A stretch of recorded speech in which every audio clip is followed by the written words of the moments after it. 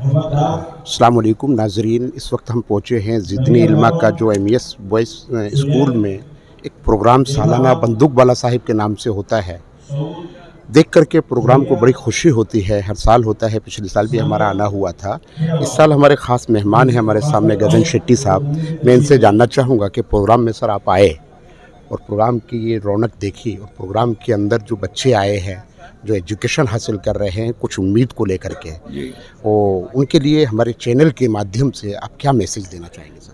नहीं, मैं तो इतना ही कहूँगा कि ये बंदूक वाला साहब का जो सपना था, छोटा सा शुरू हुआ था, और बड़ौदा के जो मुसलमान आगेवान हैं उन्होंने इसे किस तरह से आगे लेके गए हैं, ये तो बहुत बड़ी बात है और इसको और भी आगे लेके जाना है।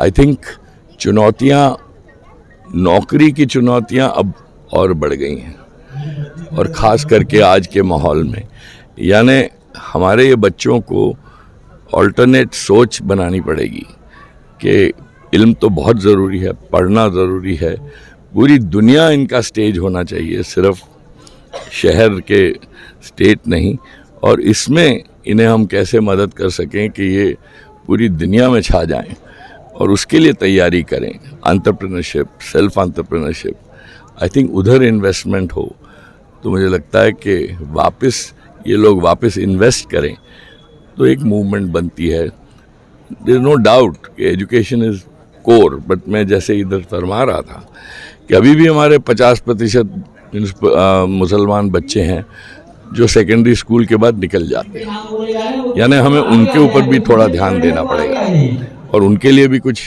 ऐसी व्यवस्थाएं खड़ी करनी पड़ेंगी कि उनको भी एक ऑल्टरनेट खुददारी के साथ ज़िंदगी, और एक जो इसे कहते हैं मानवाधिकार के मूल के साथ, कि वो they are as much part of India and Indian citizen as anybody else.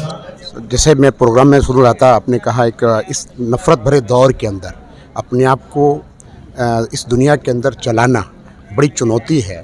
तो ऐसे दौर के अंदर ऐसे स्टूडेंट को, जो बच्चे ड्रॉप आउट हो जाते हैं, उनके लिए कोई ख़ास मैसेज?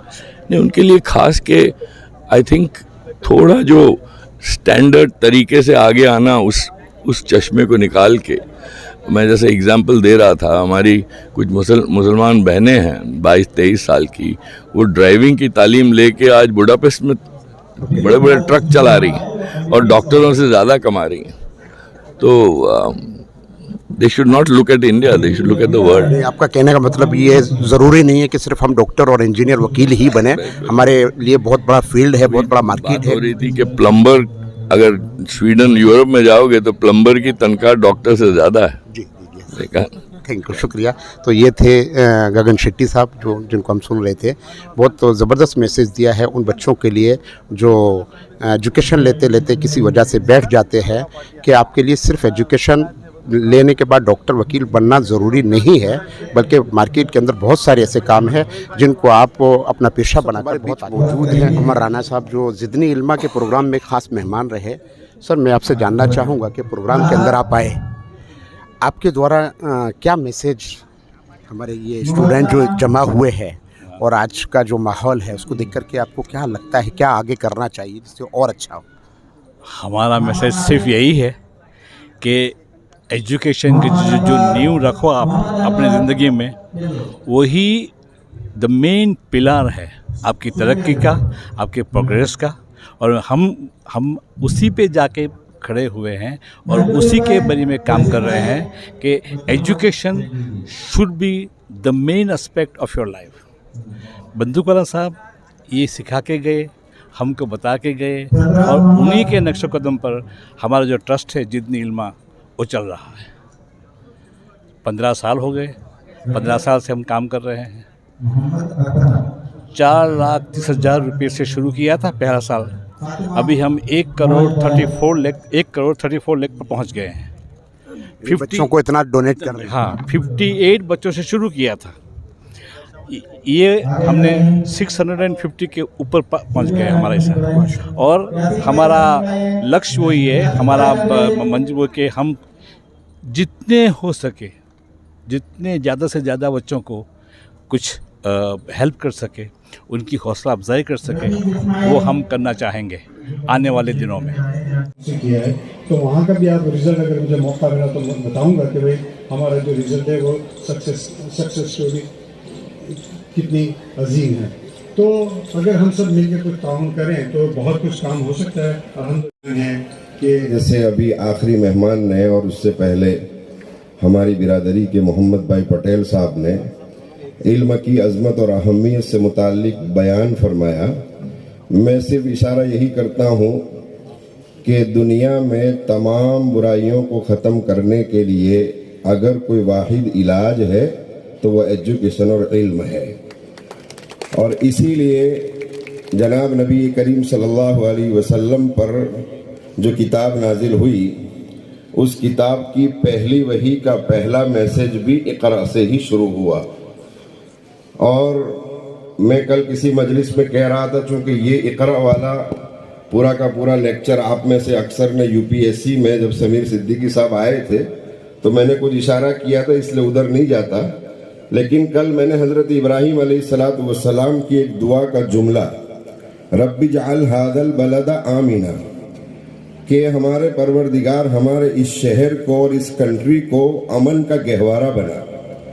हम लोग सिर्फ ये सोचते हैं कि दुआ से सलामती आ जाती है, लेकिन मुफस्सिरीन ने इस आयत करीमा के ज़ैल में लिखा है कि हज़रत इब्राहीम अपने तमाम फॉलोअर्स को ये पैगाम देना चाहते हैं कि मुल्क में अमन लाने के लिए मिनिस्ट्री के जितने भी डिपार्टमेंट हो सकते हैं, तमाम डिपार्टमेंट का नॉलेज जानना ज़रूरी है, जभी जाकर मुल्क को अमन और सलामती के साथ सिखाया जा सकता है। कि आप अगर मेहनत करेंगे तो आपका बैकग्राउंड कोई मतलब नहीं रखता, आप कहीं से कहीं पहुंच सकते हैं और आप कभी भी डिसअपॉइंट ना हो, आप निराश ना हो।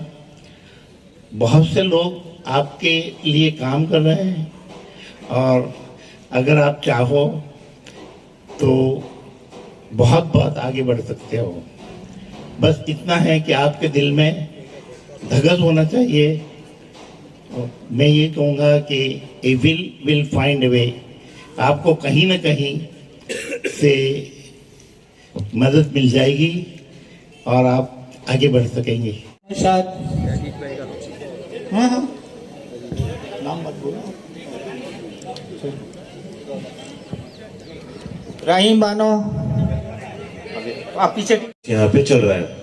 इसी तरह यूपीएससी का जिस तरह से इनके अपने मोहम्मद भाई पटेल के सदारत में वहाँ चल रहा है, शिक्षा में हमारे साजिद अली सैयद साहब इनकी सदारत में अहमदाबाद यतीम खाना में चल रहा है। इसी तरह हमारे यहाँ बड़ौदा में भी यूपीएससी का एक प्रोग्राम चल रहा है जिसके तहत करीबन 22 बच्चे अभी स्टडी कर रहे हैं sir.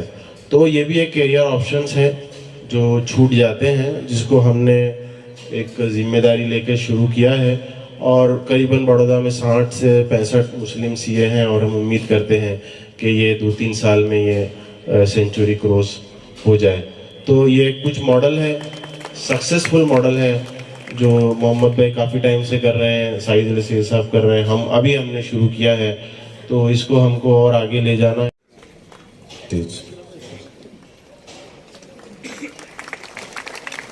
And doctor Fatima Kheruwala please.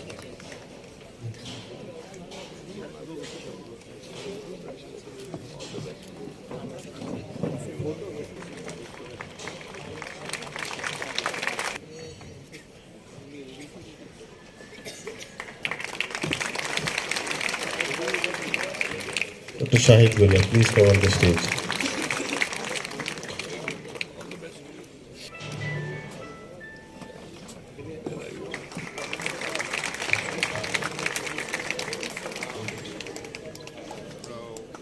मैं फिर जरा जल्द से जल्द स्टेज पर तशरीफ लाए। काफी बच्चे हैं, जितनी जो भी मैं रब्त रहे